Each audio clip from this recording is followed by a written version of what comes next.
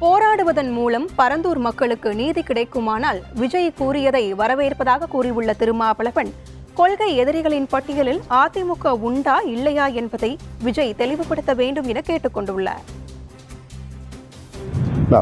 ஒரு மாற்று சக்தியாக கருதி இந்த கருத்தை கூறியிருக்கிறார் என்று நான் நம்புகிறேன். ஆனால் அதிமுகவை பற்றி எதுவும் வெளிப்படையாக பேசியதாக தெரியவில்லை. கொள்கை எதிரிகளின் பட்டியலில் அதிமுக உண்டா இல்லையா என்று அவருடைய உரைகளில் புரிந்து கொள்ள முடியவில்லை.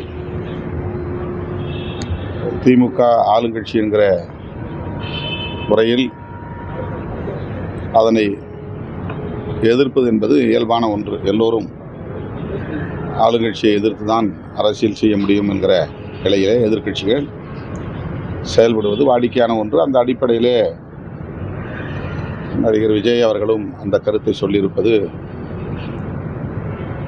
இயல்பான ஒன்றுதான்.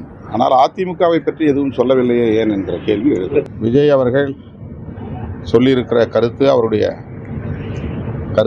நிலைப்பாடு, அவருடைய போராட்டம் பாதிக்கப்பட்ட மக்களுக்கு நீதி பெற்று தருமையானால், அதாவது குடியிருப்புகளை அகற்ற விடாமல் தடுக்குமையானால் அதை வரவேற்போம்.